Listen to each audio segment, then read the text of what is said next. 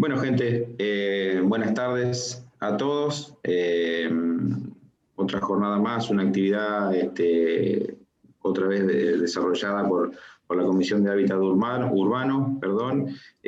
con un tema como siempre, y la verdad que en eso hay que darle la derecha al grupo, que es bastante, apunta muy bien realmente con la problemática. En este caso, algo que inclusive tengo que decir, no siempre está sobre la mesa a la hora de, cuando se toca el tema de vivienda, acceso de la vivienda, y me pareció, y se lo dije a Matilde, muy interesante, hablar sobre la temática del acceso a la vivienda y su relación con el alquiler, que es una palabra por ahí que no la tenemos muy incorporada cuando de acceso a la vivienda o de las condiciones y demás se trata. Aquí me parece muy pertinente, sobre todo teniendo en cuenta que tenemos dos grandes protagonistas, que también ya lo van a presentar. Mariela va a hacer su presentación específica, pero le quería dar la bienvenida. Tenemos dos personas muy importantes, muy autorizadas para hablar sobre la cuestión. Una colega, una doctora arquitecta, Daniela Gargantini, especializada en el tema, con mucho desarrollo desde la academia, y lo que es más importante, me parece, en ese cruce que logra desde la academia hacia la parte práctica y concreta, lo cual siempre me parece la función vital, y para mí, ¿no? Uno que también está en la academia, nos parece fundamental siempre aplicar, y esa parte de extensión siempre nos parece fundamental. Y también desde un espacio político, con una mirada de la acción directa, como es Nidel Roldán, que también le agradecemos la presencia. Así que bueno, me parece que están los condimentos para una linda noche, linda tarde para hablar sobre el tema. Los voy a escuchar atentamente, no los quiero demorar más. Gracias a ustedes, gracias a la comisión por la organización de la charla, del evento, y le doy el pase a Mariela, así seguimos con la programación según lo habíamos pensado. Buenísimo, gracias. Buenas tardes a todos. Bueno, Daniela nos va a hablar sobre las principales características del mercado de alquileres en Argentina y sobre las acciones que el Estado podría realizar para mejorar el acceso a una vivienda digna a través de los alquileres. Daniela es doctora en arquitectura por la UNR, magíster en hábitat y vivienda, con especialidad en promoción y gestión del desarrollo local por parte de la Unión Iberoamericana de Municipalistas en España. Es investigadora adjunta del Consejo Nacional de Investigaciones Científicas y Técnicas del CONICET y miembro del equipo técnico del área de asesoramiento en gestión integral del hábitat del Centro Experimental de la Vivienda Económica en Córdoba. Este año ha publicado como editora general del libro titulado La vivienda de alquiler como opción para habitar, en el Café de las Ciudades, y fue vicerrectora de la Universidad Católica de Córdoba y secretaria técnica de Arquitectura. También desempeña su labor docente e investigativa desde el año 2004 en la UCC, de grado y posgrado en Córdoba, Santa Fe, Chaco, México, Madrid, Granada y Bilbao, España. Así que bienvenida, Daniela, y muchas gracias. Bueno, gracias, Mariela. Siempre las presentaciones son como muy odiosas, ¿no? Yo tenía hay un director que siempre decía que el currículum, el largo del currículum es inversamente proporcional a la experiencia de uno, porque Borges o Favaloro no necesitaba presentar currículum, decían el nombre y eso solo los habilitaba para un montón de cosas. Así que por ahí todas esas presentaciones se agradecen, pero bueno, uno sabe que lo que uno hace es por ahí está en construcción.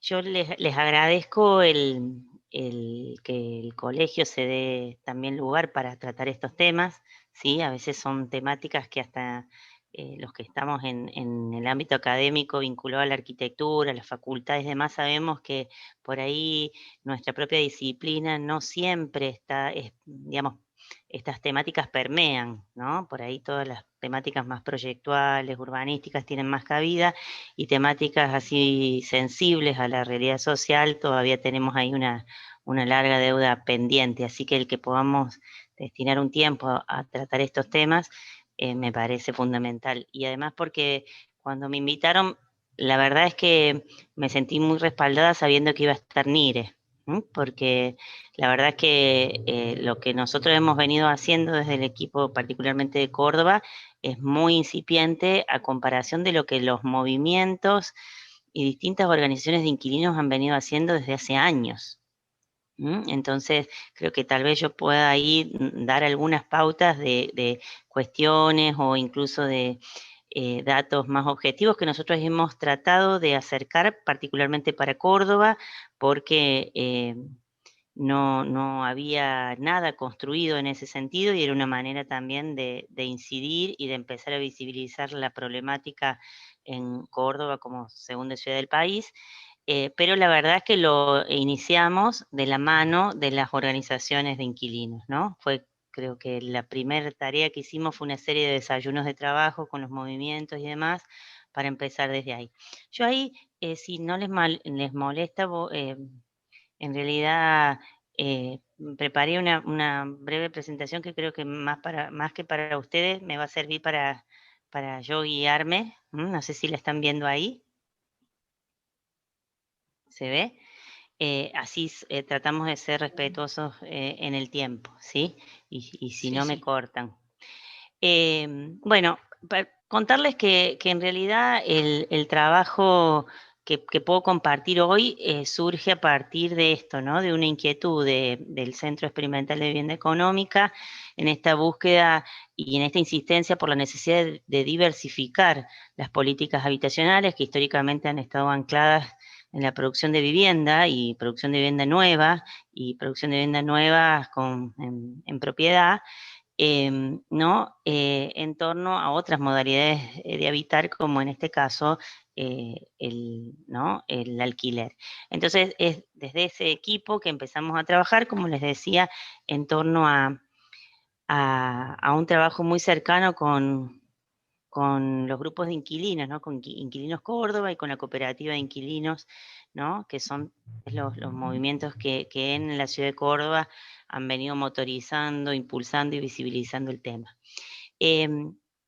El trabajo que nosotros hemos hecho en estos 2 últimos años lo hemos podido concretar en este librito que, digo, tiene el objetivo de instalar temas, ¿no? De poner el tema en la agenda profesional, en la agenda disciplinar, en la agenda académica y también en la agenda política, ¿no? La academia de alguna manera o los centros de investigación al servicio de que algunas temáticas se empiecen a visibilizar con mayor profundidad, ¿no? Aunque creo que la realidad es tan contundente que por ahí no necesita tanta ayuda.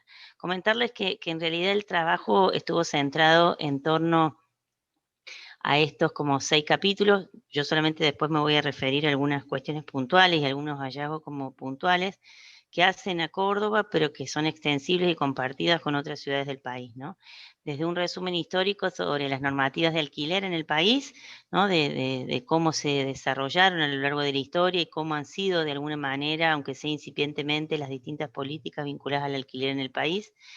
Todo un capítulo que es donde yo tal vez me voy a concentrar más hoy, compartirles sobre algunos datos demográficos, tipológicos, urbanos, de cómo se desarrolla y cómo se evidencia la situación del alquiler hoy. También pusimos mucho énfasis en analizar la oferta de la vivienda en alquiler, no solamente la demanda, la característica de la demanda, sino efectivamente qué se oferta, cuáles son los valores, las características, la distribución urbana, cómo se da de alguna manera la distribución de la vivienda de alquiler en la ciudad y si eso tiene algún tipo de explicación y cómo los hogares van, ¿no? También teniendo esta movilidad que en muchos casos se verifica como descendente, ¿no? ¿No? Al ser cada vez más inaccesible el alquiler, bueno, zonas cada vez más periféricas o tal vez tipologías más pequeñas. También indagamos sobre algunos mitos, ¿no? Del mercado inmobiliario a la hora de poner freno a las iniciativas que hacen a la vivienda en alquiler, ¿no? Con este afán patrimonialista, ¿no? Y después dedicamos 2 capítulos a poder compartir y poner en evidencia algunos casos referentes en el país que han avanzado en algunas líneas vinculadas a la vivienda en alquiler como política, ¿no? Como políticas que podrían servir de inspiración para que ese tipo de iniciativas también se pongan en marcha desde espacios nacionales, provinciales e incluso locales, ¿no? Y bueno, y en ese sentido Eduardo Reyes acompañando en esto de ayudarnos a pensar ciertas exigencias para el desarrollo de una política habitacional más diversificada. Partimos de considerar esto, ¿no? En general, no en general, sino que el acceso a la vivienda en alquiler es hoy tal vez la evidencia de esta inaccesibilidad a la tierra urbana y a la vivienda para un gran sector de la población.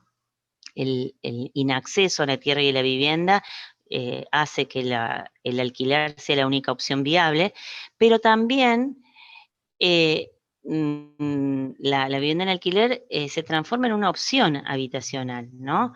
En esto de que por los cambios demográficos, incluso por las dinámicas laborales, el poder optar, ¿no? Por no ser propietario, sino por alquilar, también es una opción viable, ¿no? Sin embargo, al menos en el país, la vivienda en alquiler constituye una opción viable, pero escasamente estudiada y promovida, ¿no? Y ahí está concepción de que siempre es un instrumento paliativo, es decir, un escalón previo a la vivienda en propiedad, ¿no?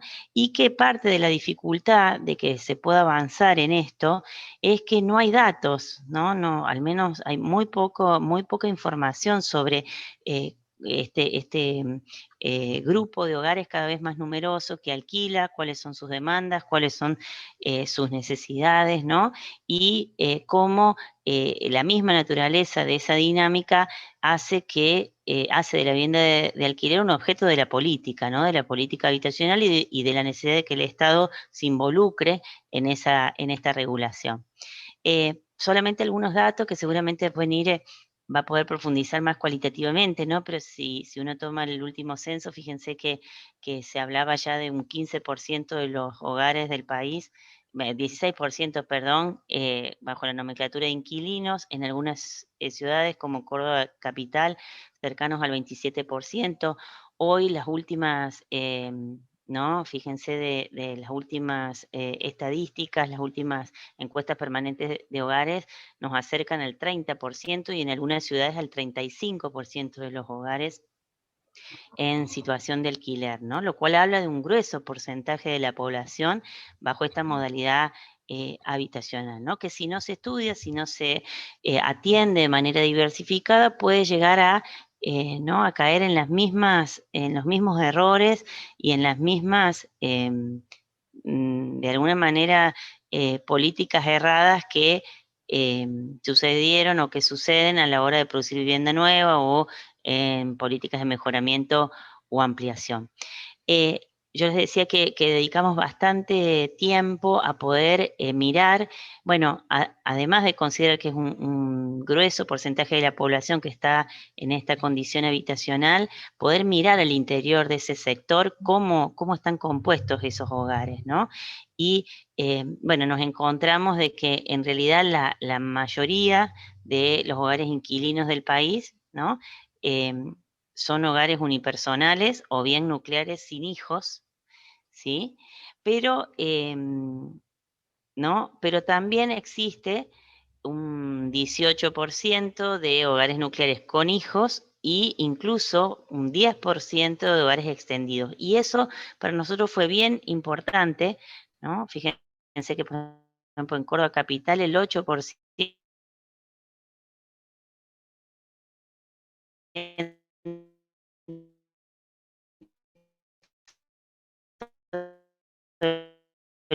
no se condice con la oferta de vivienda en alquiler, muy unida a la especulación inmobiliaria, ¿no? Y a estos mínimos departamentos, ¿no? Hechos más con fines de renta que para efectivamente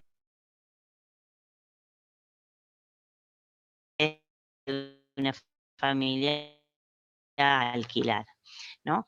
Junto con eso, analizamos toda la situación de hogares inquilinos y adultos mayores, ¿no? Una alta preeminencia de los hogares unipersonales que alquilan está, digamos, ocupada por adultos mayores, particularmente, ¿no?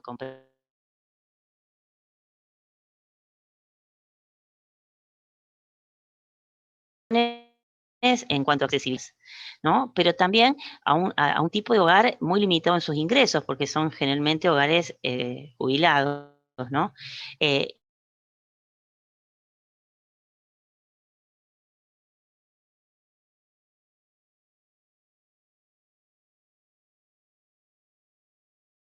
integrados por disidencias, ¿no? Fíjense que casi el 50% de los hogares inquilinos, al menos en Córdoba, y eso se repite en otras ciudades del país, está compuesto por hogares con jefas mujer, con todo lo que implica en términos salariales, con todo lo que implica en términos de, por ejemplo, la presencia de niños, ¿no? Y todo lo que eso supone en un consorcio, ¿no? Y incluso las situaciones de discriminación que se verifican a la hora de que la mujer sea quien alquila, o mucho más cuando son disidencias, ¿no? No vamos a entrar en eso ahora porque no hay mucho tiempo, pero sí que son datos a, digamos, a tener en cuenta e incluso a considerar a la hora de pensar políticas habitacionales más inclusivas. Y lo mismo con la presencia de miembros con discapacidad, ¿no? Donde se da que en realidad los hogares inquilinos tienen un porcentaje mayor de presencia, si bien es bajo, pero un porcentaje, cuando logre de alguna manera tal vez plasmar su programa nacional de alquiler social, estas situaciones debieran estar contempladas. Lo que es cierto que aún hoy, Nire lo va a explicar mejor que yo, eso es una promesa no cumplida.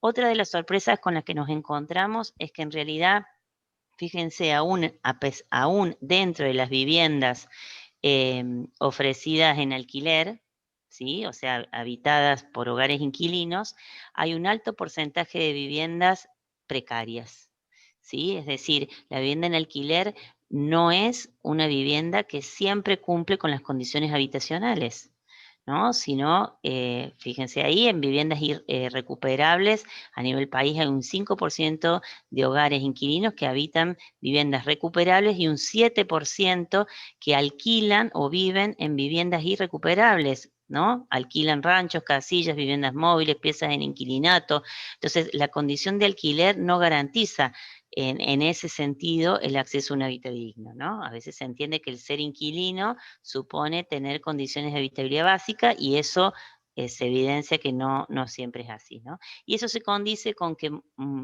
¿no? Las encuestas de los movimientos, al menos de inquilinos en Córdoba, ¿no? Manifestaban, ¿no? Que el 37% de los reclamos se encuentran relacionados al estado del inmueble que alquilan, ¿no? El tema de la falta de mantenimiento, los problemas de humedad, bueno, y cómo se resuelven esas problemáticas, ¿no? Y ahí seguramente Nire, te invoco siempre Nire porque sé que son temáticas que ustedes, ¿no? Insisten fuertemente en cómo abordar este tipo de inconvenientes. El otro eje de trabajo fue el tema de la distribución urbana de los hogares inquilinos, ¿no? Donde rastreamos el tema de el porcentaje de hogares inquilinos según los radios censales y cómo se distribuyen los hogares inquilinos, particularmente en este caso en Córdoba Capital, que era lo que nos interesaba. ¿No? Viendo de que hay, bueno, una concentración en zonas céntricas, pero también empiezan a aparecer ciertos sectores de la ciudad, en este caso en la zona oeste, ¿no? Con ciertas particularidades de vivienda en alquiler, ¿no? Que debieran ser miradas con atención, ¿no? E incluso un desplazamiento, es decir, que por la imposibilidad de pagar los mayores valores, la familia lo que va haciendo es como trasladándose a radios más lejanos, ¿no? Para poder, no puedo pagar lo que estoy pagando en esta zona, me traslado, ¿no? Tenemos ahí un pendiente, el análisis de ciertas trayectorias habitacionales de los hogares inquilinos para también poder evidenciar ese proceso de deterioro, ¿no? Que vive el hogar inquilino por la inaccesibilidad económica. Y después le dedicamos bastante tiempo a rastrear el tema de la accesibilidad económica, ¿no? Cómo poder dar cuenta de que un hogar inquilino tiene muchísimos más costos, ¿no? Teniendo en cuenta los ingresos del hogar, que aquel hogar que es propietario, ¿no? Es cierto que el hogar propietario tal vez hizo la inversión previa, ¿no? Para adquirir ese bien, pero es cierto que el hogar inquilino tiene regularmente mayores costos que el hogar propietario. Nosotros nos concentramos particularmente en este caso en alquileres en hogares y que habitan viviendas y que alquilan con fin habitacional, ¿no? Y de alguna manera formales, no abordamos todavía, porque es todo un mundo, todo el tema del alquiler, por ejemplo, en asentamientos, en villas de emergencia, sí, que es todo otro tema, ¿no? Y bien interesante de estudiar. En ese sentido, lo que hicimos fue todo un seguimiento en términos de accesibilidad económica desde el 2013 al 2019, de cómo han ido variando los valores de alquiler en las distintas zonas de la ciudad, particularmente, como les digo, el estudio estuvo concentrado en Córdoba, ¿no? Y cómo se ha dado la relación entre el ingreso de un hogar promedio y el valor del alquiler, ¿no? Tratando de mostrar cuánto ha variado esa accesibilidad o inaccesibilidad en términos económicos. Lo que es cierto es que fíjense que lo que uno evidencia es que esa relación, ¿no?, es cada vez más desventajosa, ¿no? Que tal vez el año, digamos, donde la relación entre el alquiler y el ingreso familiar fue más favorable, se verificó en el año 2016, ¿no? Pero que al 2019, ¿no?, esta relación entre ingreso familiar promedio y el alquiler promedio era altamente desventajosa, ¿no? Y que en términos tanto en pesos como en dólares, ese índice se verificaba, ¿no? Es decir, no ha habido digamos, como incluso los sectores inmobiliarios quieren instalar ¿no?, una disminución en ese sentido. Lo que ha sucedido es que obviamente las propiedades siguen valorizándose y cotizándose en dólares, y ante la devaluación, obviamente que el porcentaje que se percibe por el alquiler es cada vez menor con respecto al valor de la propiedad dolarizada. Pero en términos de ingresos, el alquiler ha ido ascendiendo en cuanto a porcentaje que implica para los hogares inquilinos el abonar un alquiler, ¿no?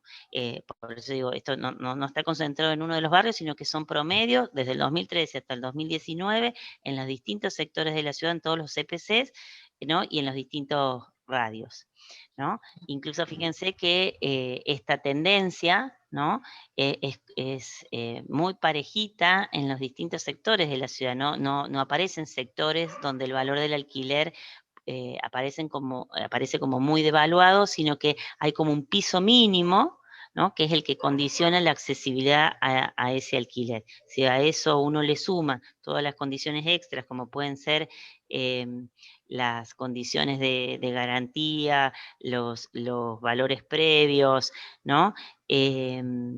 Eso hace aún más inaccesible este tipo de vivienda, ¿no? Ustedes pueden ver ahí que en realidad lo que muestran estos puntos, en primer lugar, es una distribución homogénea de los valores de alquiler en toda la ciudad, ¿sí? O sea, no hay grandes variaciones.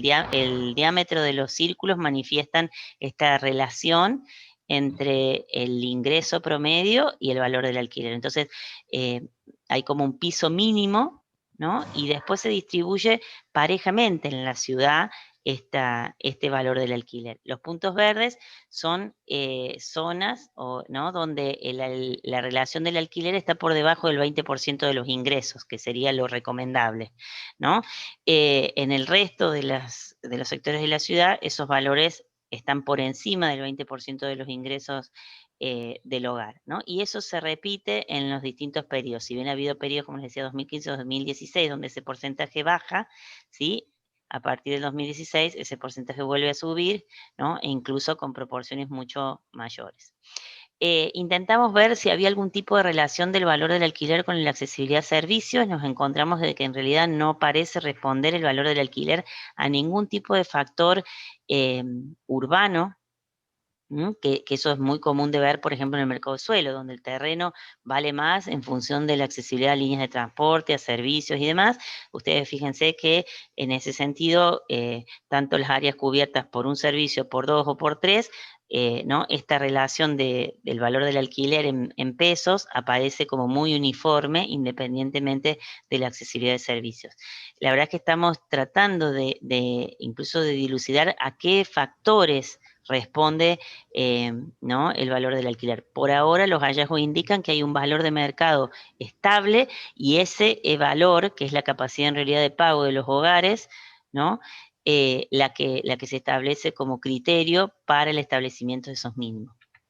¿no? Entonces, algunas cuestiones, digamos, para ir terminando, después podemos dar lugar a la charla, pero digo, para dejar sentado algunas cosas, esta insistencia en que la política habitacional no puede reducirse a la simple producción de viviendas, ¿no? Y que si se estimula la producción de viviendas, esa producción de vivienda también tendría que estar orientada a determinados sectores, por ejemplo, a los hogares inquilinos, ¿no? Todas las iniciativas que se han hecho con respecto a la ley de blanqueo o al estímulo a cierta producción inmobiliaria sin esta orientación, bueno, puede conducir obviamente a densificaciones de las ciudades, a tal vez motorización de la industria de la construcción, pero no atender ¿no? las situaciones en términos de déficit y en términos de inaccesibilidad a un hábitat digno. Por otro lado, el tema de que en este tipo de cuestiones los gobiernos, el Estado, ¿no? Y las comunidades locales resultan actores protagónicos, ¿no? Esta situación no es solo un acuerdo entre privados, ¿no? Inquilino y propietario, dada la naturaleza de la problemática que hace un derecho fundamental, que es el derecho a tener acceder a un hábitat digno, ¿no? El Estado no puede estar afuera o no puede dejar que esa relación esté mediada por leyes de mercado, donde sabemos que la situación del inquilino está en total desventaja por sobre la del propietario, ¿no? El tema de que el acceso, reforzar esto, el acceso a un hábitat digno no supone necesariamente el acceso a la propiedad privada, sino el de garantizar cierta configuración de servicios y condiciones que hacen que la vida de un hogar pueda ser desarrollada y por ende la importancia de empezar a plantear dentro de las opciones de la política habitacional también la política de vivienda en alquiler como política de Estado. Y que en ese sentido, al igual que en otro tipo de políticas, la política de vivienda nueva, la política de ampliación de mejoramiento, es fundamental una clara caracterización de las necesidades. Es decir, qué necesidades tienen los hogares inquilinos, qué capacidades tienen, y en función de eso pensar iniciativas que acompañen esas necesidades y esas capacidades, ¿no? Dijimos esta importancia del rol regulador y mediador del Estado, que es un factor altamente reclamado por los movimientos de inquilinos. La pandemia lo ha puesto en evidencia así con contundencia, que si bien la ley de alquileres, que tal vez fue la primera gran iniciativa habitacional que tuvimos en el país en tiempos de pandemia, ha sido un paso, ¿no? Existen grandes pendientes, ¿no? Que todavía hay que ¿no? Pelear y luchar, estuvimos ahí al borde y si no es que estamos, ¿no? de ministros que sugirieron que la ley de alquileres era inútil, ¿no? Y que había que dar marcha atrás, y que en ese sentido, bueno, sí reforzamos la importancia de los cuerpos profesionales y los cuerpos académicos en nuestro poder de advocacy, ¿no? Esto de poner nuestra credibilidad y la producción de conocimiento en función de visibilizar en la agenda pública situaciones vinculadas a la violación de derechos de la mayoría. Bueno, el solamente ¿no? hacer difusión de aquellos que estén interesados, el libro está en versión digital, ¿sí? O sea que es sumamente accesible, eso no es una cuestión de mercado, sino que aquellos que por ahí estén interesados, sí lo ponemos a disposición a partir de la web de la editorial. Y para terminar, solamente hacerles una invitación. Temáticas como esta, como la vivienda en alquiler, como la importancia de diversificar las opciones habitacionales, muy unida a la densificación de las ciudades, muy unida a la necesidad de políticas de suelo, ¿sí? Vamos a estar trabajándolas en agosto y septiembre en el Congreso Nacional sobre Políticas e Instrumentos para la Gestión Local de Suelo. Entonces, invitarlos que aquellos que quieran participar tanto en las mesas como tal vez en los laboratorios donde vamos a trabajar instrumentos específicos para abordar este tipo de problemáticas, están invitados. Así que bueno, muchas gracias y perdón por la velocidad y por ahí lo escueto de los comentarios y los datos, pero bueno, me pidieron que fuera breve. Muchas gracias, Daniela. Antes de seguir, les quiero comentar que, bueno, las consultas que vayan surgiendo, las dejen en el chat y al final de toda la charla las vamos a ir respondiendo, ¿sí? Bueno, Nire Roldán, quien nos va a hablar ahora, es presidente del Centro de Estudios Metropolitanos de la Concejalía Popular de Rosario, es presidente del Partido Social Metropolitano y representante del Frente de Inquilinos Nacional en la Mesa Nacional de Vivienda y Hábitat. Él nos va a hablar sobre el impacto de la legislación nacional y provincial en el alquiler de viviendas en la provincia de Santa Fe. Así que adelante, muchas gracias. Bueno, hola a todos, es un gusto poder hablar con ustedes. Te escuché atentamente a Daniela con su exposición, el libro. Tengo muy buenos comentarios sobre el libro. Sé que mis compañeros de Córdoba ya me han hablado mucho de eso. Y bueno, le voy a pedir disculpas que mi oxígeno es siempre raro después del COVID, así que voy a tratar de hablar con un poquito más de pausa para poder ser preciso.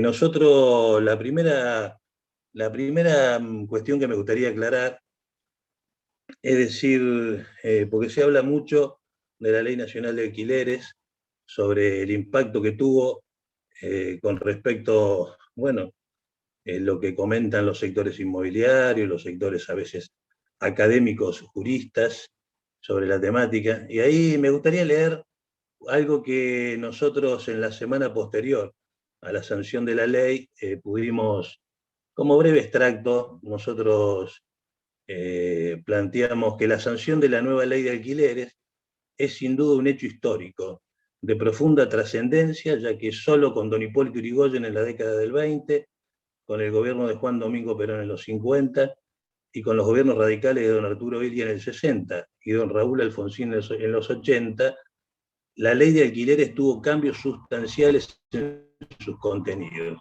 En esta oportunidad, en esta última, la ley nueva sancionada, la coherencia de las organizaciones de inquilinos de todo el país, después de una larga lucha que arranca en los mediados de los años 90 y que culmina el 11 de junio del año 2020, el año pasado, con la sanción definitiva en el Senado de la Nación. Nosotros quiero decir esto porque se habla mucho de la Ley Nacional de Alquileres, se habla de efectos negativos, si tuvo o no tuvo razones técnicas para fundarse, y en realidad la Ley Nacional de Alquileres tuvo un debate, yo diría, de mayor concertación que muchas leyes que yo he conocido en el Congreso de la Nación. Tuvo debates con académicos, tuvo trabajo de muchísimo tiempo, recoge más de 50 proyectos de ley. En el caso nuestro de la Concejalía Popular y de la organización que me toca representar, nosotros trabajamos con el doctor Pedro Volkovich, que fue uno de los autores intelectuales de la ley de la década del 80, Raúl Alfonsín.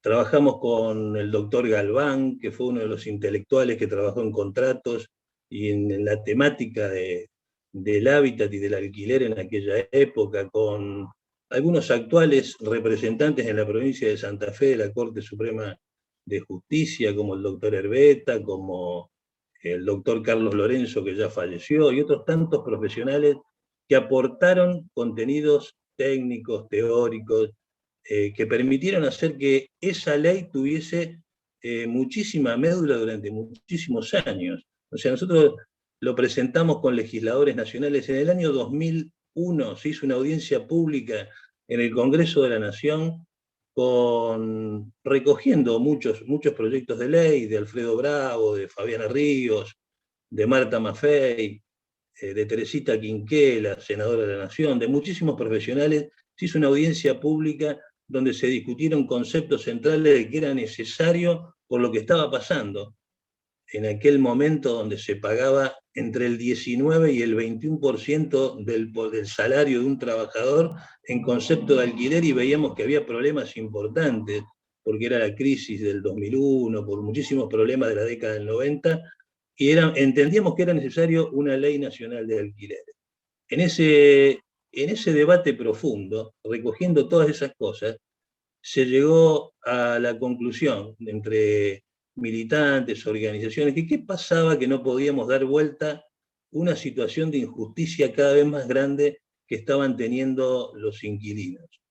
Y ahí nos dimos cuenta de que el problema central estaba estrictamente vinculado a que nosotros no teníamos información precisa, objetiva, como bien decía Daniela, y esto que se pudo plasmar en este libro que ellos estuvieron trabajando, que nos hacían falta datos sistemáticos, datos recurrentes sobre lo que estaba pasando con el valor de los alquileres, lo que estaba pasando con las cláusulas y las condiciones de los contratos de alquiler, y lo que estaba pasando en un proceso, en un fenómeno que se daba en la Argentina y que se empezó a profundizar desde el 2004 en adelante, de especulación inmobiliaria gigantesca. O sea, nosotros tenemos que decir que hay una construcción de metros cuadrados en las ciudades más importantes del país, desde el año 2004 hasta el año 2009, 2011, podríamos decir, que no tiene absolutamente nada que ver con la posibilidad del acceso a la vivienda de los sectores populares.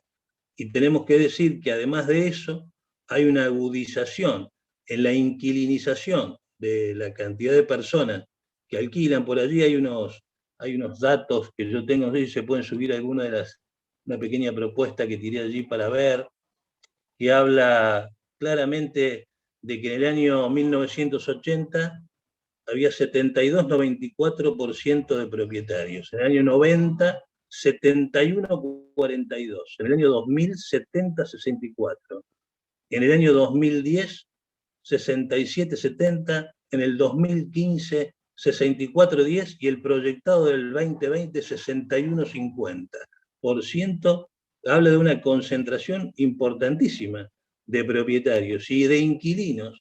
Hay que hablar que en el año 2000 arroja el 11-14, en el 2010 el 16-11, y el estimado ahora, como bien decía Daniela, 25-27 en esos mismos datos estadísticos, y en algunas ciudades del país supera el 30%, 33%. El caso de Rosario, hablamos de cercano al 30%.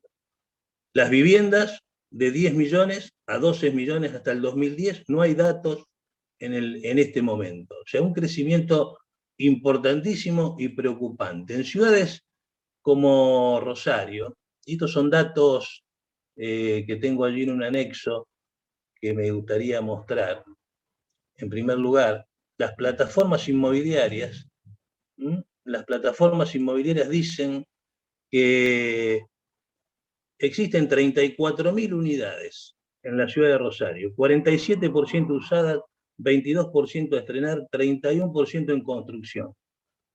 El valor promedio del metro cuadrado es $1.740. Para dos ambientes, $116.000 un departamento.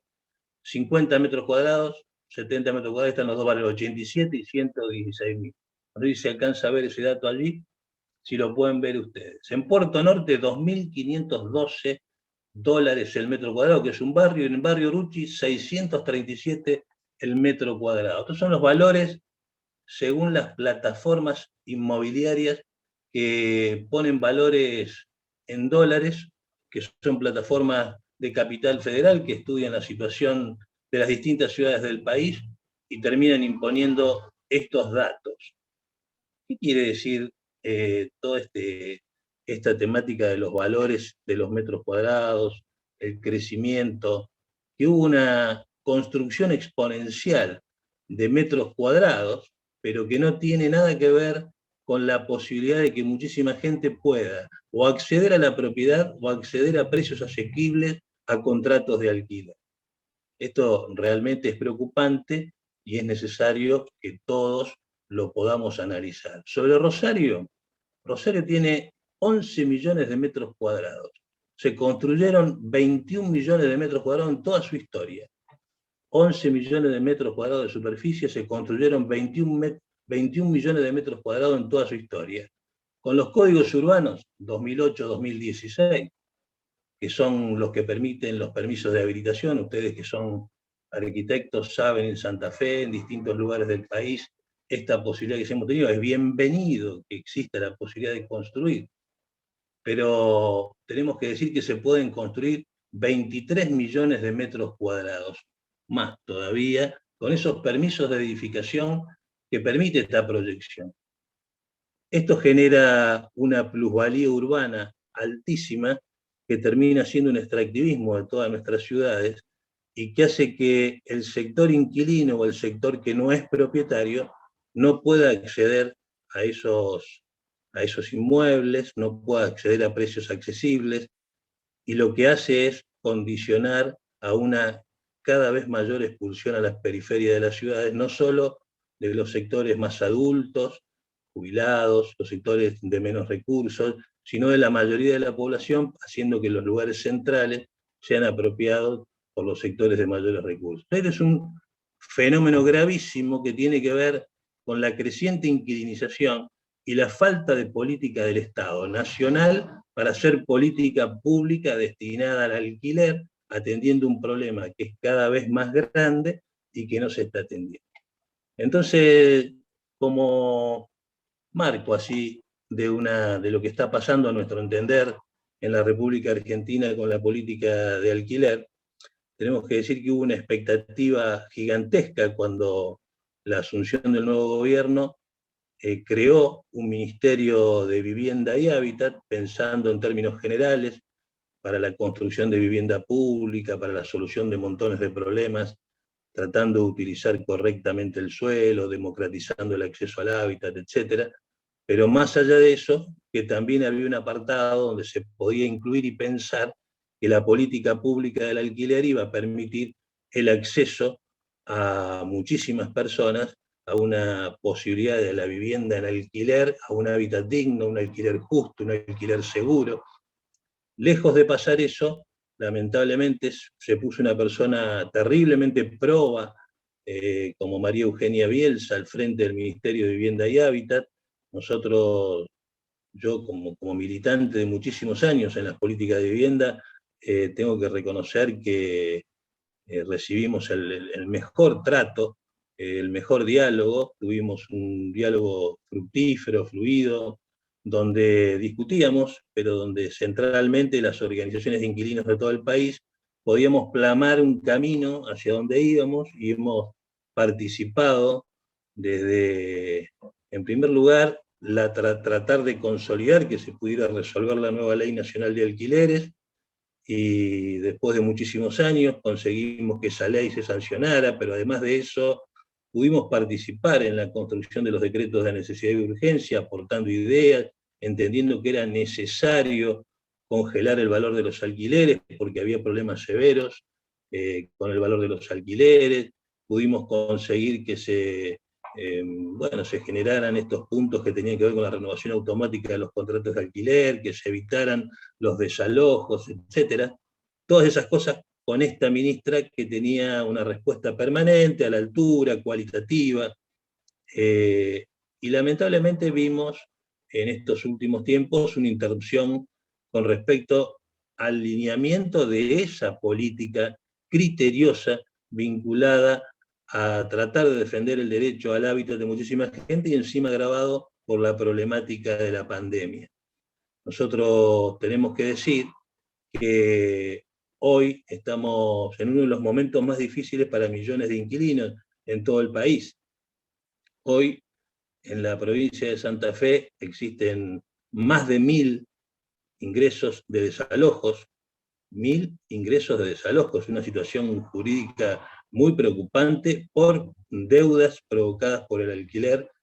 Esto es un fenómeno que no es una consecuencia del DNU, sino que tiene que ver con claramente haber levantado el decreto de necesidad y urgencia y permitir que un instituto vetusto como el desalojo pueda estar presente hoy y pueda permitir que personas quedan expulsadas, o sea, dejar sin casa, cuando estamos hablando en el marco de la pandemia, de la casa. Una situación grave que hoy está pasando y un fenómeno que es necesario resolver de alguna manera. Además de eso, tenemos que decir que este vacío que existe hoy por la falta de política, de entender que la política del alquiler, la política pública del alquiler debe ser tomada por el Estado en términos principales, y cuando digo esto, digo por la mirada del nuevo ministro de Vivienda y Hábitat, donde no solo no dialoga con las organizaciones de inquilinos en una forma fructífera, en una forma de una mesa común, donde podamos encontrar caminos, sino que además de eso no interpreta con mucha claridad cuáles son las situaciones reales que están viviendo millones de personas que hoy alquilan, en términos formales, en términos informales, porque hay muchísimos contratos de alquiler, más del 50% de los contratos de alquiler son en términos informales, quiere decir que no están de ninguna manera registrados. El instrumento del registro de contratos de alquiler, para nosotros central para toda política pública de vivienda que se quiera hacer, es un instrumento que todavía es solo nominal, porque es una inscripción en AFIP, no tiene validez real, no existe un registro de quién es el propietario, quién es el inquilino, cuáles son las condiciones del contrato. No estamos teniendo esa copia de millones de contratos que deberíamos tener hoy sobre la mesa. Las condiciones de los contratos, que son uno de los problemas gravosos que existen para todos. Fíjense ustedes que en la provincia de Santa Fe, nosotros desde hace ya bastante tiempo, la Concejalía Popular cambió la modalidad de nuestros estudios estadísticos y con el acompañamiento de lo que sería el IPEC, Instituto Provincial de Estadísticas y Censo de la provincia de Santa Fe, confeccionamos una matriz para poder estudiar la problemática del alquiler en base a los contratos de alquiler reales. Cada inquilino que se acerca a la Concejalía Popular o alguna de las organizaciones de nuestra red, nosotros lo que hacemos es solicitar ese contrato de alquiler, con eso se confecciona una base de datos, esa base de datos del cual ya tenemos más de 50.000 contratos de alquiler, son muchísimos, una cantidad importantísima de contratos, mediante los cuales se cruzan datos y se estudian con esa matriz podemos estudiar quiénes son los propietarios, quiénes son los inquilinos, cuánto es lo que se paga, y que no tiene nada que ver con los ofrecidos que hacen las cámaras inmobiliarias o las plataformas que llegan aquí como Zonapro, como Reporte Inmobiliario, como tantas otras, que hablan sobre el ofrecido y de ninguna manera hablan sobre la realidad concreta de los contratos de alquiler. Con esos datos, con esa matriz de datos, se puede confeccionar y se puede estudiar y analizar muchas cosas. Una de ellas es una denuncia que existe hoy en la Cámara de Diputados de la provincia. Existen 6.200 inmuebles que son de los sectores vinculados al narcotráfico, que alguien los administra. Esos 6.200 contratos de alquiler, esas propiedades que son a su vez puestas en alquiler, son inmuebles que están totalmente en negro, en la total irregularidad.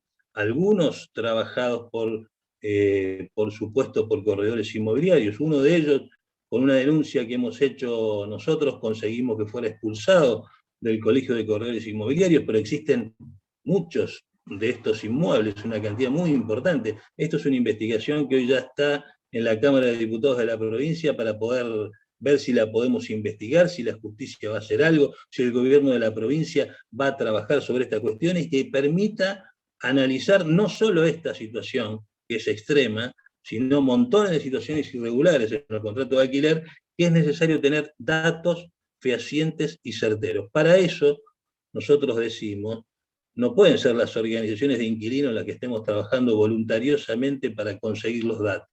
Debería ser el Estado Nacional, con un registro nacional de contratos de alquiler, la que nos permita hoy conocer en tiempo y forma, así como conocemos todos aquellos que consumieron tarjetas de crédito en estos días para el consumo y compra de elementos de consumo. ¿Cómo no vamos a tener el registro de contratos de alquileres con todos los datos de los contratos de la República Argentina con urgencia, tratando de garantizar que existe una obligatoriedad mediante el pago con algún tipo de mecanismo bancario, depósito bancario, para poder tener la formalización y empezar a frenar los gigantescos abusos en los contratos de alquiler que existe en toda la República Argentina? Son datos centrales. El registro de contratos de alquiler es una herramienta muy clara, y en este sentido quiero hacer una especie de propuesta para no ser desordenado en lo que estoy planteando.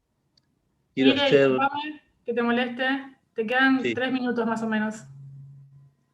Bueno, te voy a pasar un puntito que me interesa claramente. Nosotros creemos que lo primero que tenemos que hacer hoy es crear un servicio público nacional del alquiler. Nosotros decimos 10 urgencias dentro del Servicio Público Nacional del Alquiler, si tienen por allí para compartirlo.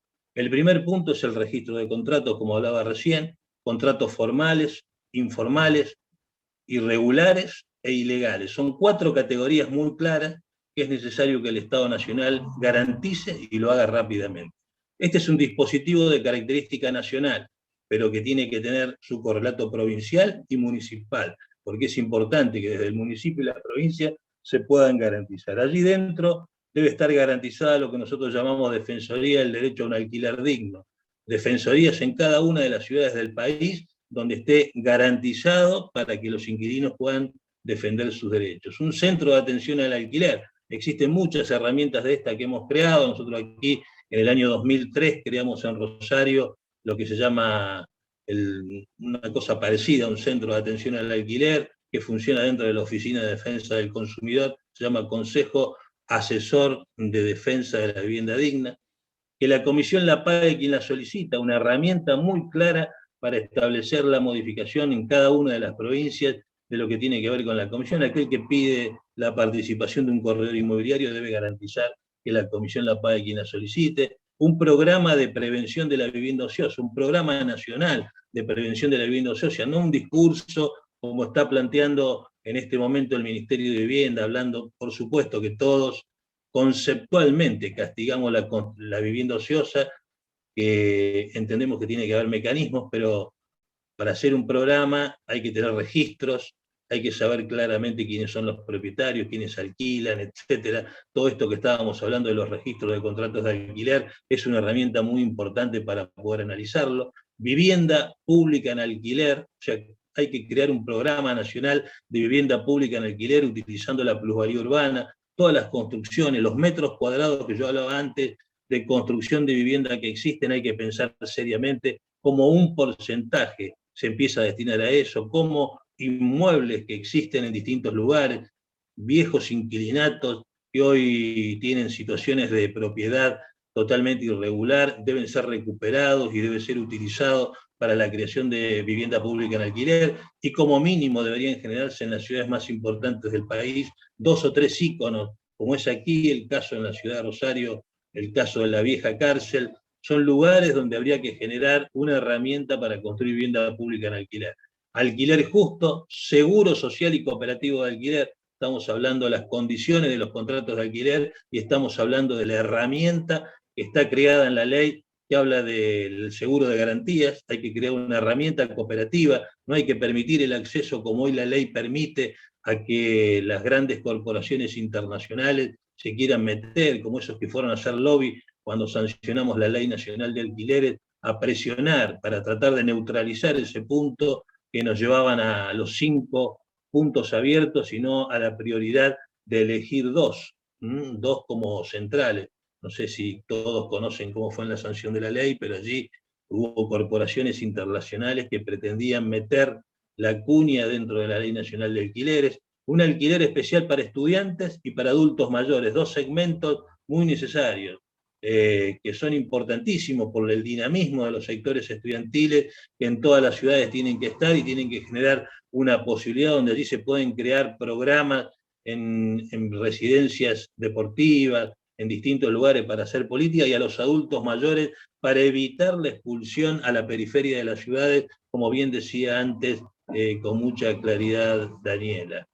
Crear un observatorio integral de la vivienda en alquiler, un observatorio que nos permita el estudio de lo que está pasando con todas las políticas de alquiler de la forma que lo estaba planteando antes, donde podamos juntar al CONICET, a las universidades, a las organizaciones sociales de inquilinos, por supuesto, a las cámaras y a los colegios de corredores inmobiliarios para discutir en conjunto, buscar concertación, pero tener datos totalmente fehacientes que permitan pensar la política pública de la vivienda en alquiler que hoy no se hace, y un dispositivo multidisciplinario de mediación social y jurídica del alquiler. Cuando digo esto, estamos hablando de esta herramienta que tanto tuvo el DNU como tiene la ley de la mediación que hay que garantizar. Para esto hace falta algo muy importante, que las organizaciones de inquilinos tengamos la capacidad de dialogar con los sectores del corretaje inmobiliario para buscar acuerdos, para buscar soluciones, para buscar encuentros, para garantizar en primer lugar que las organizaciones de inquilinos de todo el país nos unamos, como pudimos hacer para sancionar la ley, tratar de evitar esta situación que se da de fraccionamiento de tantos grupos y tanta gente que piensa distinto y piensa políticamente por encima de lo que es en realidad un derecho social a la vivienda digna de millones de personas, que hay que defenderla en conjunto, y para hacer eso hay que utilizar esta herramienta de la mediación, que debe ser gratuita, que debe ser un dispositivo que esté en todas las ciudades. Hoy no existe en todas las ciudades, y hay que romper, en términos generales, con algo que hay yo diría, un gobierno más unitario que nunca en términos de la política pública del alquiler. Hay que terminar con eso. Tenemos que democratizar y tenemos que federalizar para poder resolver este problema en la República Argentina. Más allá de eso, quiero decir que estamos escribiendo un libro, y escuché también algunos que piensan lo mismo, sobre las onceras inmobiliarias.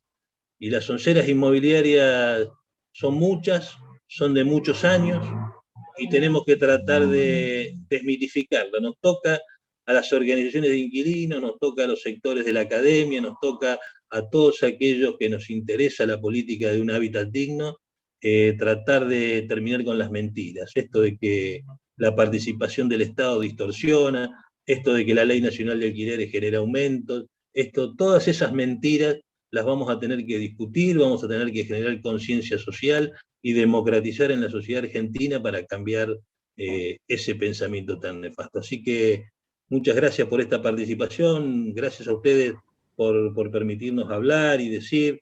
Yo sé que se podría hablar ahora de este tema y podríamos hablar de muchísimas cosas, pero es necesario con urgencia que estos 10 puntos, nosotros decimos 10 urgencias, la vamos a consensuar. Ya venimos hablando con más de 60 organizaciones de todo el país para rápidamente hacer un Congreso Nacional de la Vivienda en Alquiler, y vamos a plantear al Gobierno Nacional medidas urgentes que seguramente en la coyuntura tienen que ayudar a resolver este problema, pero en el mediano y largo plazo hay que pensar, como bien decía antes Daniela, hay muchos temas que están pendientes en la Ley Nacional de Alquileres, que hoy no funcionan, como el Programa Nacional del Alquiler Social, como, bueno,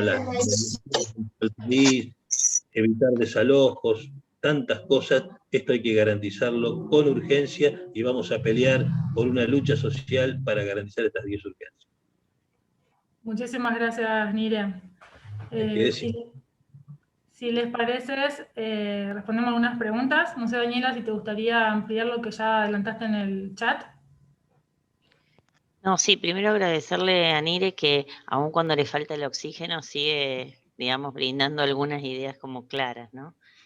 Los que lo conocimos con oxígeno pleno sabemos que a eso le sumaba como energía así contundente, pero que las ideas siguen claras igual, Nire, así que se agradece.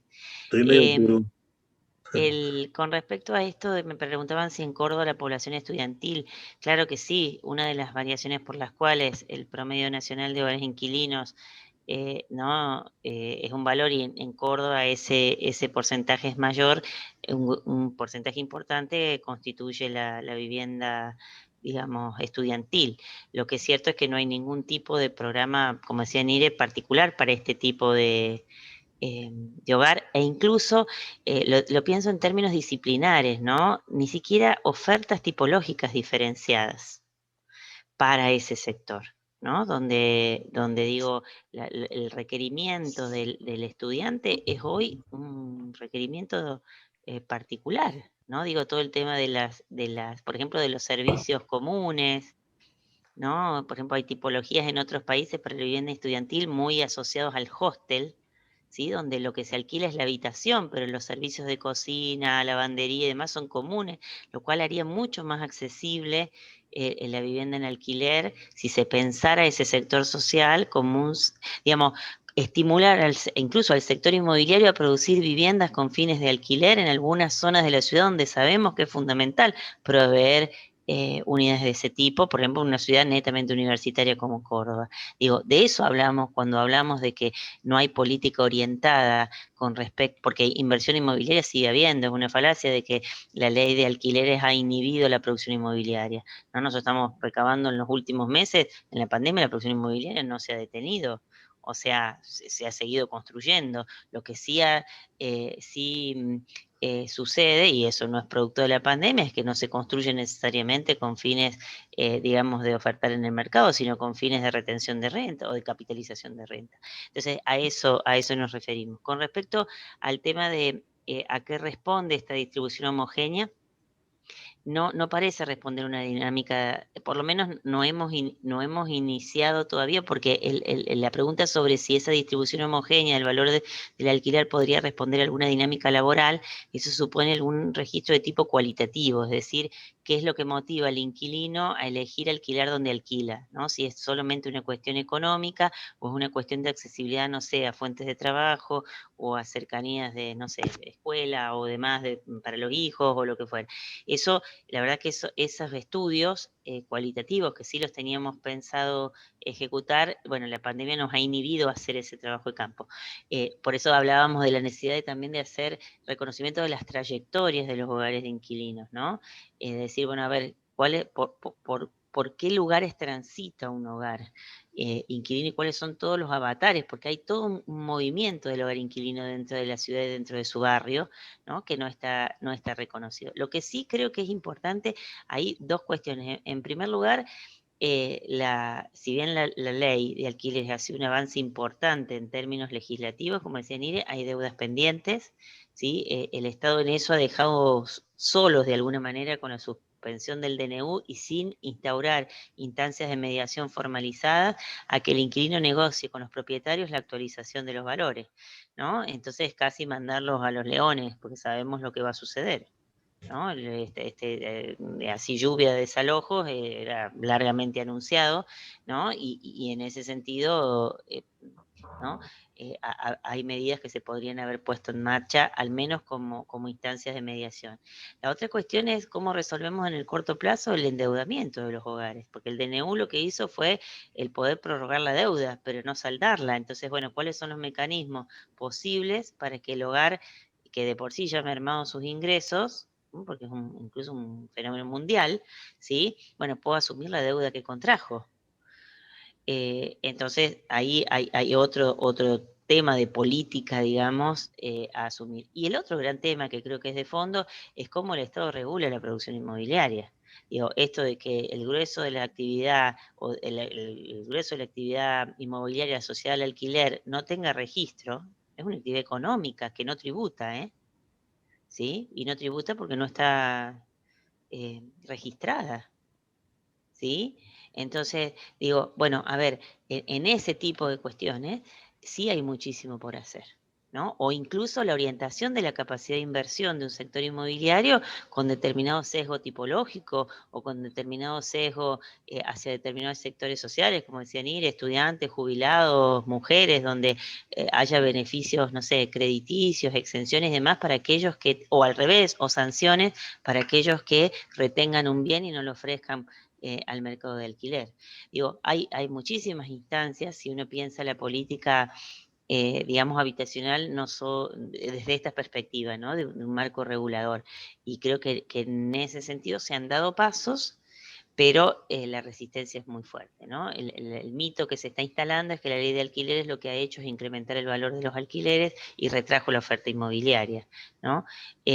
Cuando, bueno, es parte del desafío el poder desmitificar con datos objetivos esa falacia, ¿no? Bien, gracias Daniela. No sé si alguien más quiere dejar un comentario o alguna consulta, como para... Fueron muy claros igual, así que... Sí, no, yo por ahí Fueron una para última aclarar. consulta, perdón, Sí, a todos, porque estaba escuchando, sí, escuché atentamente muy claras las exposiciones y dejan en claro sobre la mesa, realmente, bueno, siempre lo hablamos, pero las cuestiones, las decisiones políticas son principales y la situación hoy, la coyuntura nuestra, Nire la describió bastante bien y creo que nos deja más preocupados que un poquito antes de la charla esta. Pero quería saber, creo que siempre esto de las cuestiones de las acciones políticas, uno creo que no va a dudar en decir que evidentemente faltan los marcos, faltan estas decisiones, pero quería saber si yendo, digamos, estando en el colegio de arquitectos y estando Daniela hoy como como representándonos en estas charlas, si existen a modo de propuestas concretas, pensando en una idea superadora que se me ocurre, unir estos mundos, estas dimensiones de lo social y la acción política y el mercado, en esto que vos decías de pensar nuevas tipologías, nuevas orientaciones, tanto desde la inversión pública como posibles modelos para tentar o hacer creativos desde ese punto de vista y que esto de las inversiones inmobiliarias puedan llegar a reorientarse. Yo leí hace un tiempo, siempre tengo el caso de, obviamente que me voy lejos, pero Holanda hacia fines de la década del siglo pasado con su movimiento Ocupa y ahora creo que fue uno de los primeros que hizo el giro y el cambio ante la crisis y la pandemia en dictar una ley de alquileres que también congeló y regula un mínimo de aumento para los alquileres. La ley de vacancia, que también algo hablaban ustedes, ¿no? Esto de regular los metros cuadrados vacíos, tenerlos registrados, en fin, es intransferible una situación de un país como el que dije a nuestra coyuntura, pero digo, si existe un proyecto en ese sentido, si existen modelos, si existe una posibilidad de construcción, a mí me parece que el desafío que tenemos acá, no solo tener estas decisiones políticas y la gente que lo lleva adelante, obviamente, es fundamental, pero si ha habido o hay alguna experiencia en ese sentido, no tener una esperanza de posibilidad de abrir camino, porque esto también me parece que esta construcción es en todo sentido, nos daría trabajo a nosotros, posibilitaría a los mercados reorientarse y bueno, obviamente que la acción política es fundamental como paso inicial. No sé si un poco se entiende la consulta. No, a ver, nosotros dentro de las iniciativas que rastreamos como estrategias posibles, hay algunas iniciativas que algunas ciudades se han puesto, digamos, a desarrollar, como es la recuperación de bienes inmuebles en desuso con fines de alquiler, en esta instancia como de recuperación de bienes, ¿no? Incluso algunos de ellos ocupados, ¿no? Es difícil pensar también una política de alquiler, por ejemplo, de corte social, si lo pensáramos en ese extremo, sin la participación del Estado, ¿no? Digo, no solamente desde colegios profesionales o desde el mercado.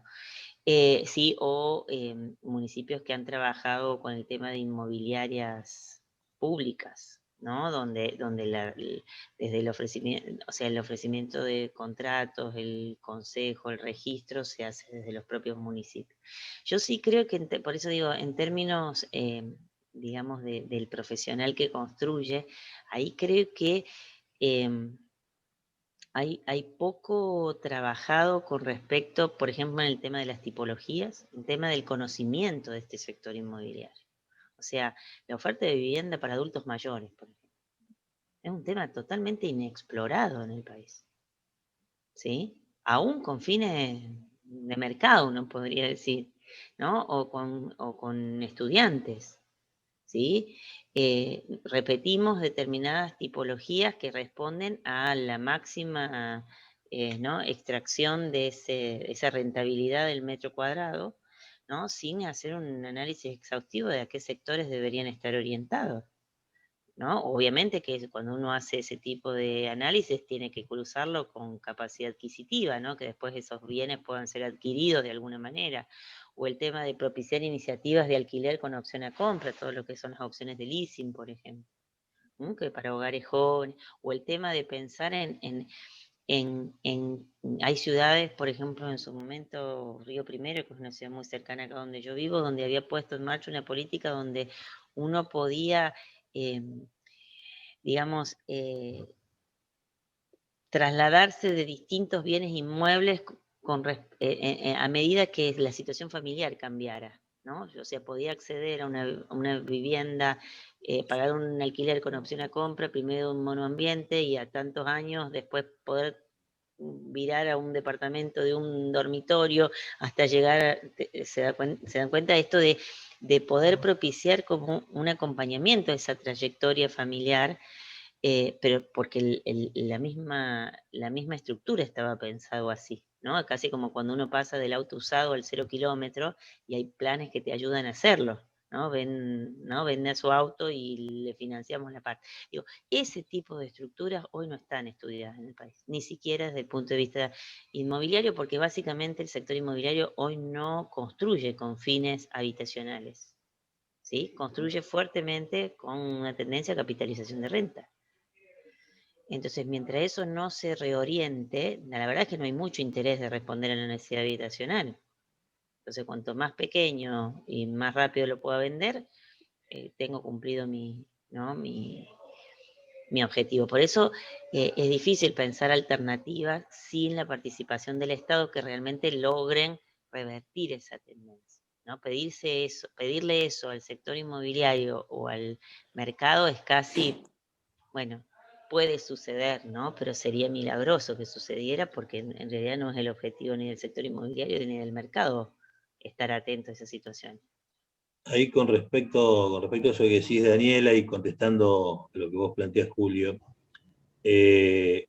con la ministra anterior estábamos en pleno debate de una propuesta de vivienda pública en alquiler. O sea, la idea de pensar un programa nacional de vivienda pública en alquiler, por supuesto, estudiado en ciudades donde se pudiera hacer, en cuestiones fácticas, concretas, pero yo diría por primera vez en la historia en la República Argentina, pensar esa posibilidad, pensar en que debería existir un parque de vivienda pública en alquiler para que sirva de control de precios, de tantas cosas, o sea, distintas modalidades, ni siquiera, yo diría, hasta desideologizando el debate en ese sentido, también se podría pensar posibilidades de ese estilo para resolver algunos problemas.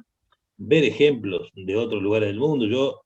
Le acercamos propuestas a la ministra y durante el año 2020, plena pandemia, por supuesto, en una emergencia, con dramas, con gigantescos problemas en la República Argentina, pero estaba predispuesto a ese debate y había gente que estaba trabajando esa idea.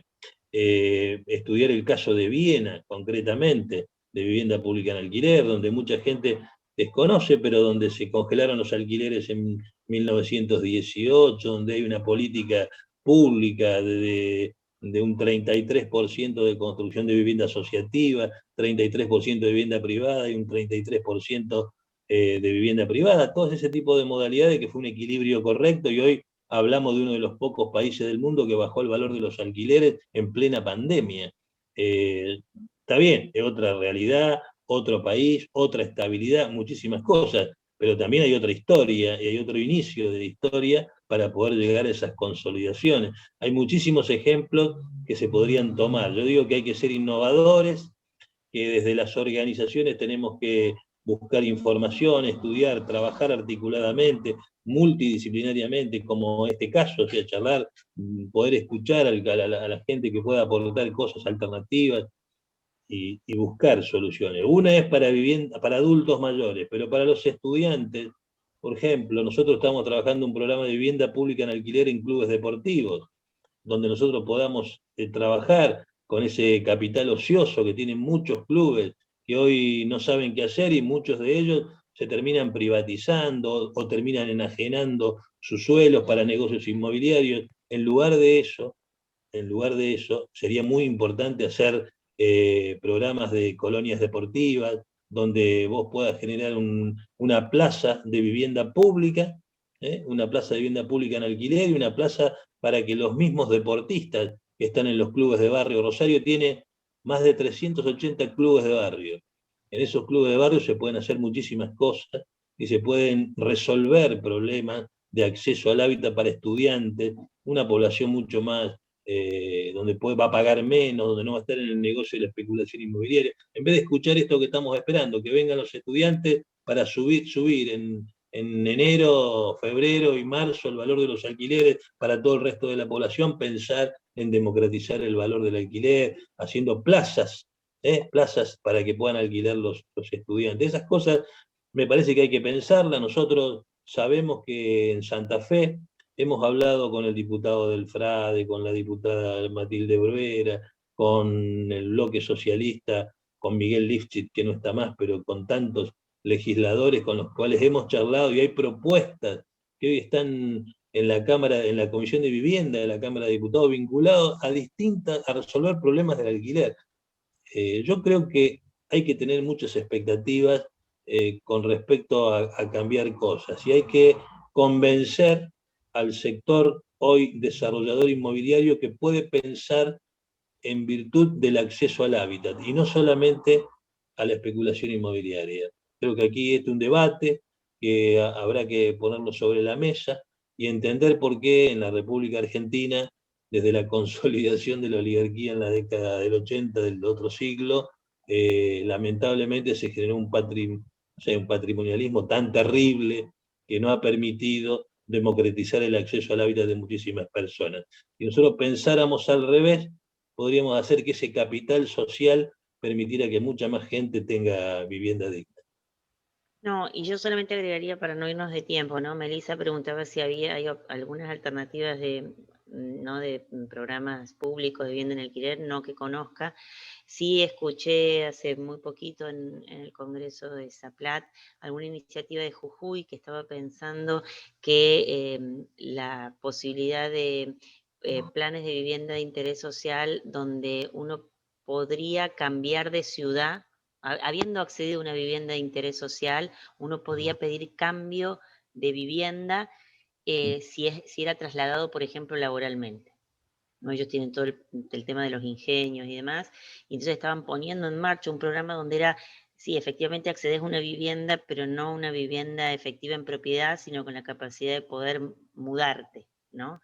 Y estaban poniéndolo en marcha en ese sentido.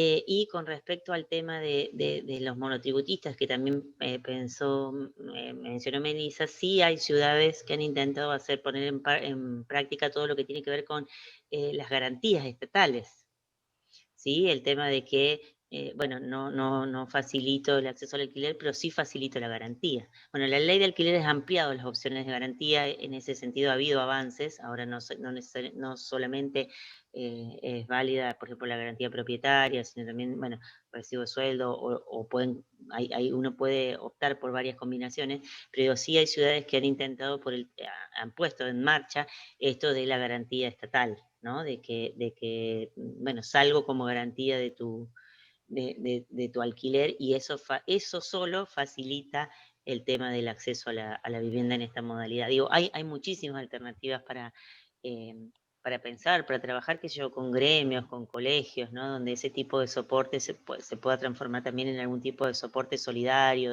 como decía Nire, de seguros sociales al no pago del alquiler, ¿no? Que ante emergencias familiares pueda recurrir ese seguro social y no por eso estar sometido al desalojo. Bueno, hay mucha innovación necesaria en esa línea. Bien, bueno, Ana también nos comenta que en Austria hay muchos ejemplos de alquiler de vivienda pública, como ejemplos, ¿no?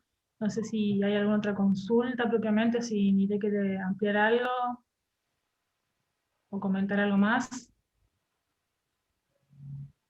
Da para mucho, la verdad que es Sí, es súper amplio es y estimulante porque más allá de la situación hoy adversa y demás, me parece que uno ve como muchas puertitas de posibilidades a partir de la base que es la decisión política. Me parece que lo que dice Mire y Daniel a través de sus datos es fundamental.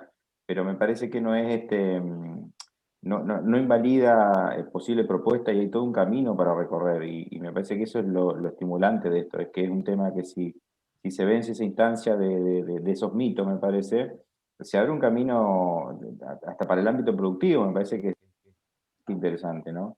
Y nos va a poner a nosotros desde la Sí, porque disciplina Julio es un sector grande, es un sector social totalmente, en totalmente. crecimiento, y es un sector social que tiene capacidad de ahorro. No estamos hablando de un sector social totalmente Sí, empobrecido, ¿no? Digo que tal vez sería el problema de una política habitacional. O sea, hay sectores dentro del sector de inquilinos que tal vez estén muy ahogados, pero hay un sector que es capaz de mantener, ¿no? Y que incluso, me atrevo a decir que hasta generacionalmente va a optar por la vivienda en alquiler por sobre la vivienda en propiedad, vinculado a estas movilidades, ¿no? Esto de que laboralmente o incluso como estado de vida, hoy la propiedad me ata. Yo te iba a comentar eso, que también tiene que ver con las nuevas generaciones, con estos modos de vida que tanto se habla. Obviamente que uno por ahí más con estas canas le cuesta pensar en ese tipo de convivencia, nuevos modos de vida que, bueno, se incorporan y se trasladan siempre en términos de ingleses, pero esto del co-living, el coworking y demás, me parece que hay posibilidades, hay cuestiones que se van a unir y es algo que me parece que va a llegar. Y está muy bien si se llega organizado y con estos plasmando estos puntos que planteó Nira. No, Me parece que no eso es muy hemos tocado interesante. el tema, pero por ejemplo, para muchas ciudades turísticas, el proceso de inquilinización vinculado al Airbnb, por ejemplo, lo que está haciendo es excluyendo a los hogares inquilinos locales, porque hoy conviene tener un departamento para alquilarle 3 días a un turista que, ¿no?, que un hogar santafesino 30 días al mes, ¿no? Por mantenimiento, por valores, incluso en ciudades turísticas. Nosotros, por ejemplo, desde SEBE nos consultó fuertemente la localidad del Chaltén, donde el turismo es internacional, ¿sí? Entonces tienen un montón de vivienda en alquiler, pero puedes tener Airbnb, y Airbnb es una actividad no regulada. Claro. Y entonces tienen un montón de hogares locales que no tienen dónde alquilar porque los valores están en dólares. Y el dinero va directamente afuera. Obviamente, porque al que tiene la propiedad, ¿no?, sin un marco regulatorio, le conviene alquilar en dólares. Y con Yo creo que un... hay que Digo, hacer algo. ahí se abre otro panorama, ¿no? Totalmente, pero digamos, son realidades que están aconteciendo hoy en nuestras ciudades. Hoy nosotros estamos teniendo un debate con el Colegio de Corredores Inmobiliarios aquí de Rosario, muy importante, con un diálogo, yo diría el mejor en la historia que hemos tenido en los últimos 20 años por lo menos, donde estamos discutiendo un problema que tienen ellos y que tenemos todos. En primer lugar, las franquicias internacionales como RE/MAX y otras, y por otro lado, las plataformas virtuales que le colonizan el territorio a todos y hacen lo que se llama, el extractivismo de la renta región, se lo llevan para otro lado, se lo llevan afuera del país centralmente. Las plataformas, todo el mundo que los utiliza, no sé si saben, pero son de los grandes multimedios a nivel nacional, y bueno, y encima tienen en Rosario 10, 20.000 inmuebles que alquilan ellos y que directamente les llevan la renta, terminan todos siendo empleados de estas franquicias internacionales. Entonces, realmente es un fenómeno grave que habrá que analizar y habrá que trabajar. Es un fenómeno para los inquilinos de doble problema, o sea, no solo ataca al sector corporativo inmobiliario, que perjudica a veces por el abuso de derecho a los inquilinos, sino que además estas plataformas se llevan los recursos afuera, o sea, van a complicar más el problema y van a terminar subiendo el precio más temprano que tarde. Nosotros, como yo bien dije antes, estamos al borde de una especie de asamblea nacional, no sé cómo le vamos a llamar a eso, y a nosotros lo que nos gustaría, y esto quiero hacer extensivo antes de terminar este diálogo, es que me parece que ustedes, todos los actores que les interesa la problemática vinculada al alquiler, pueden aportar mucho, conocimiento, ideas, innovaciones, y nosotros necesitamos las organizaciones de inquilinos de todo el país, elevar nuestra capacidad de propuesta técnica, tratar de ser más inteligentes, tratar de entender que no solo es concertación con el sector público, con la política, sino también con el conocimiento, con la intelectualidad lúcida, para que las respuestas sean en serio, porque hay 9 millones de personas en la República Argentina que están pasando problemas. Yo creo, cada vez más grande. Habrá un porcentaje, como bien decía Daniela recién, que tiene la capacidad de poder mantener el alquiler porque es asalariada, pero hay una cantidad gigantesca de la población que hoy la está pasando muy mal.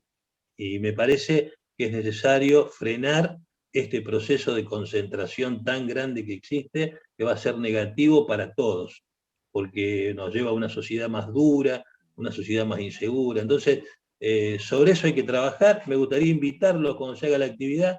Yo a quienes me han convocado les vamos a mandar la invitación para que en esta reunión de todas las organizaciones de inquilinos de todo el país, con algún formato, se pueda hacer el aporte técnico desde los colegios profesionales, desde el CONICET, desde la universidad. Nosotros venimos en ese diálogo, la Concejalía Popular, el Frente Nacional de Inquilinos, hemos hecho una inclusión muy importante de organizaciones de este estilo, con organizaciones gremiales, entendemos que es una pelea con las organizaciones gremiales para que acompañen este proceso, y también con los colegios de corredores inmobiliarios con quienes queremos elevar el diálogo, tratar de encontrar la mayor síntesis posible. Por supuesto que nosotros nos peleamos toda la vida con ellos, pero me parece que es un momento de encontrar caminos comunes. Cumplir la ley sería un paso inicial, proteger a los sectores más débiles, un segundo paso. Pensar en una segmentación de la política del alquiler es un tercer paso especial, porque hay que focalizar y dar respuestas a determinados sectores, con urgencia, porque no podemos permitir que institutos vetustos como el desalojo, como el remate, sigan existiendo. Hay que evitarlo, hay que hacer que en un sector social de un ingreso pequeño, menor, a todos los sectores hay que defender el derecho a la vivienda digna que tiene el 14 bis de la Constitución, y ahí hay que pararse.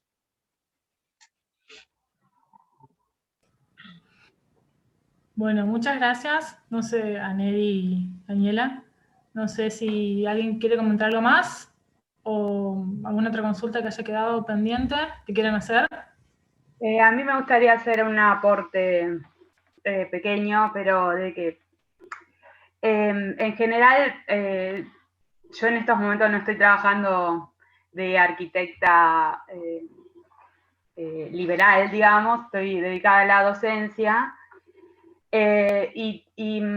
Como que me impacta mucho más pensar la vivienda estando como un poco más corrida del cotidiano, que por ahí nos come los planos, las presentaciones municipales, llegar a fin de mes, pagar la caja, que es carísima, y que todo eso cierre y funcione, hace que se haga más difícil poder pensar nuestra profesión desde otros espacios y sobre todo desde recordar lo fundamental que me parecía, que es el derecho al hábitat, el derecho a la vivienda, el derecho a vivir en condiciones copadas. Entonces, por ahí cuando la charla termina como a veces, está como re buena la iniciativa de la charla de hoy y demás, pero hay una parte donde parece que lo que tenemos para aportar los arquitectos tiene que ver más con el análisis del mercado y ver si eso va a funcionar o no a nivel económico. Quizás lo estoy diciendo desde un lugar muy ingenuo, por algo no puedo seguir trabajando de arquitecta, no me cierran los números trabajando de arquitecta. Pero me parece que si podríamos recordar que nuestro rol no es ese, no debería ser ese, no deberíamos estar pensando que cierre a nivel comercial un proyecto, porque tendríamos que tener en cuenta que el derecho a la vivienda es un derecho. Entonces nadie cuestiona que el hospital tenga médicos que cobren un sueldo del Estado. Sin embargo, esa lógica no se da nunca en relación a la vivienda, que también es un derecho. Se da en la educación, se da en la salud, y parece que en la vivienda es un derecho que, bueno, ahí está dando vueltas. Entonces, me parece que, nada, como una especie de llamado reflexivo, ponele, pensemos nosotros en poder hacer eso, en poder militar el derecho a la vivienda, que es nuestra responsabilidad también hacerlo. Por eso esta última invitación a formar parte de los movimientos de inquilinos, que también nos pertenece la vivienda, digo, disciplinarmente nos pertenece el alquiler como derecho a la vivienda dentro de la misma lógica de la construcción. Me parece que es importante que podamos habitar esos espacios, que pertenecer a esos espacios, ser la mano de obra técnica de esos espacios para que esa batalla tenga sentido. Si no, si nosotros seguimos construyendo para el capitalismo, no va a funcionar, digamos. Entonces, invito a todos los que estamos en este espacio que podamos, aunque sea en parte, dedicarnos comprometidamente a trabajar en esas organizaciones que están haciendo maravillas como la ley, más allá de que tenemos que lograr que se cumpla y demás. Haber sacado una ley de alquileres con todo lo que significa ser propietario y de muchas propiedades y vivir de renta en este país es un montón, y solo se hace con organización. Entonces, no, y en eso, Melissa, yo redoblo la apuesta, porque digo, esa es una militancia que desde los colegios profesionales es importante hacerlo, especialmente en nuestra disciplina, y para aquellos que tenemos también una pata, digamos, en la formación disciplinar también, porque el egresado hoy de las facultades de arquitectura sale desconociendo estas realidades. De esto no se habla en nuestras facultades de arquitectura, estos perfiles no se discuten en nuestras facultades de arquitectura, estas problemáticas no tienen cabida en su mayoría con este nivel de profundidad. ¿sí? Entonces, sí formamos profesionales preocupados por la estética y preocupados por encajar en un mercado inmobiliario, ¿no? Con un recorte profesional muy reducido, ¿no? Que es incluso, ¿no? Ser empleado de determinadas empresas, ¿no? Entonces digo, ahí también hay una siembra que hay que hacer desde los colegios profesionales en la definición de los perfiles, de qué tipo de profesional, ¿no? Porque, a ver, vos mencionaste el caso de la salud o el caso de la educación. No hay médico en el país y no hay, independientemente que hemos tenido una tendencia a la privatización también de esos derechos, pero no hay médico ni hay educador en el país que no haga sus residencias en sectores públicos o cercano a ese tipo de necesidades. En arquitectura, nuestras prácticas profesionales son en estudios particulares y cuando podés hacer la práctica en el mejor estudio de tu ciudad, mejor catalogada está tu práctica, ¿sí? No hay ningún tipo de instancia de formación en este tipo de organizaciones, de propuestas y ni siquiera problematización de estos temas, ¿sí? Política de suelo, política de vivienda, política de alquiler son deudas pendientes, ¿sí? No estamos formados para ni siquiera muchas veces ser el brazo técnico, ¿no? De pensar soluciones constructivas, ¿no? Y tecnológicas a este tipo, tipológicas, por ejemplo, a este tipo de necesidades. Sí, ni siquiera la enseñanza-aprendizaje del proyecto da buenos ejemplos en la forma de enseñar, que es estímulo reproductiva, en modelos que acompañan ni siquiera al modelo capitalista, porque, o sea que el perfil es muy híbrido y no va ni para un lado ni para el otro al final, ¿no? Pero es Yo que creo además termina que atentando contra el propio profesional, o sea, la historia de Melissa se repite a lo ancho y a lo largo del país. Es sí, decir, es un yo creo profesional que queda que también a la deriva porque no termina de encontrar su rol dentro de la sociedad, porque también muchas veces es desplazado, ¿no? sí, yo creo Entonces, que digo, también hay ahí que decir que lo que dice Melissa, que pasa mucho, nosotros tenemos un segmento en la matrícula que son los recién recibidos y demás, que la están pasando muy mal, que es muy difícil incorporarse a un campo laboral, y creo que una parte es el perfil y la formación, pero bueno, hay gran parte, yo soy de la idea que no se puede excluir nunca ningún campo, ningún sector, ¿no? Los sociales, los capitales, indefectiblemente hay que trabajar en todos los niveles y en eso están las aptitudes y las vocaciones, esto de militar las cuestiones. Desde el colegio siempre tratamos de dar voz a todos los ámbitos, ¿no? Y todas las aristas de esta profesión, que es impresionante todas las aristas que toca. Así que bueno, me parece muy, muy válido y muy bueno poder escuchar a todos, ¿no? Y, para aclarar nomás, a mí me parece que el colegio da voz a todos los sectores, pero no los permite construir. Yo nunca encontré en el colegio, salvo por la agrupación a la que intenté pertenecer y formar parte, un espacio en el que haya algún tipo de reflexión sobre los que habitamos la profesión desde otros espacios. Por ejemplo, la docencia o, por ejemplo, el trabajo en organizaciones sociales. Se abre el espacio para hacer un taller, pero no para ver cómo hago para pagar 7.000 pesos de caja, que no tengo. Y Que mirá, no vos tengo. sabés que sí, Eso, puede ser, no es perfecto el sistema. lo tratamos, y lo pongo en estos términos porque nos hemos puesto al hombro como organización, como agrupación política del colegio, y además antes yo particularmente con algunos compañeros más en la facultad, hemos abierto esos espacios, los hemos intentado llevar adelante, pero siempre queda en esto de trabajás en el tiempo que te sobra para la militancia de lo que pensás que es lo que hay que hacer. A la mañana vas a trabajar en una empresa constructora, que tampoco te cierran los números, y a la tarde vas al barrio a tratar de, como podés, dar una mano, porque termina haciendo eso, y el colegio, por ejemplo, no contempla de ninguna forma, ni siquiera burocrática, administrativamente, ese tipo de trabajo. No hay ni siquiera un punto que hable sobre eso. Entonces, obviamente es un espacio que hay que abrir y que debatir, porque evidentemente existe ese sector afuera, y esto ayuda, me parece absolutamente válido que exista este espacio. Lo que digo es que va más allá de la voz. Necesitamos resolver hasta administrativamente cuestiones para que funcione, ¿no? Sí, yo creo que no, obviamente que nos faltan muchas cosas como colegio, pero muchísimas cosas. Y yo creo que acá la situación fundamental es la que vos proponés, la acción. Si nos quedamos en lo que nos falta siempre, nos va a faltar siempre cosas. Yo creo que hay que ver si este colegio hoy es mejor que ayer, o es peor, cómo mejorarlo, y yo creo que no es menor tener voz. Y después la situación es libre y de ocupar espacio, como vos decís, y de proponer. Nosotros escuchamos propuestas. Mira, el otro día fue la asamblea de la caja y había 30 personas nomás.